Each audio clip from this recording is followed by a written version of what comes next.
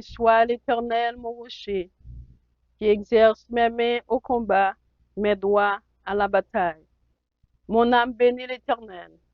Que tout ce qui est en moi bénisse son Saint-Nom. Mon âme bénit l'Éternel et n'oublie aucun de ses bienfaits.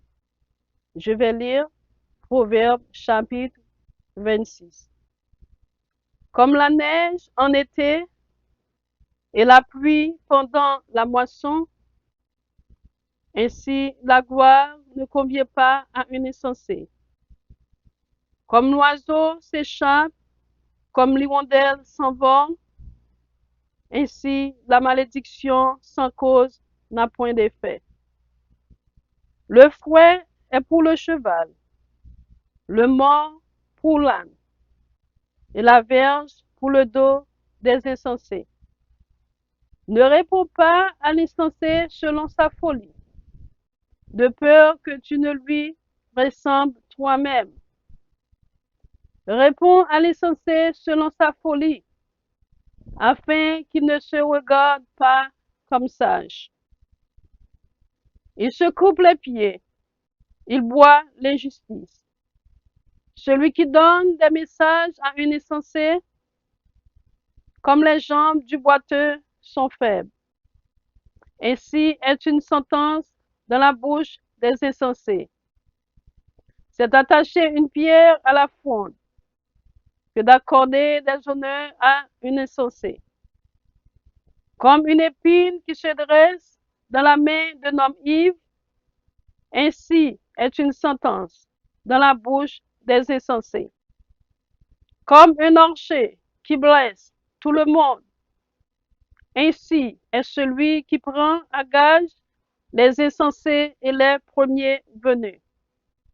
Comme un chien qui retourne à ce qu'il a vomi, ainsi est un insensé qui revient à sa folie. Si tu vois un homme qui se croit sage, il y a plus à espérer d'un insensé que de lui. Le paresseux dit, il y a un lion sur le chemin, il y a un lion dans les rues. La porte tourne sur ses gonds et le paresseux sur son lit. Le paresseux plonge sa main dans le plat et il trouve pénible de la ramener à sa bouche. Le paresseux se croit plus sage que cet homme qui répond avec bon sens.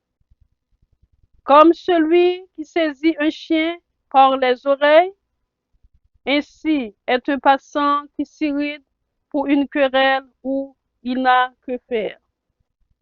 Comme un furieux qui lance des flammes, des flèches et la mort, ainsi est un homme qui trompe son prochain et qui dit, n'était-ce pas pour plaisanterie? Faute de bois, le feu s'éteint.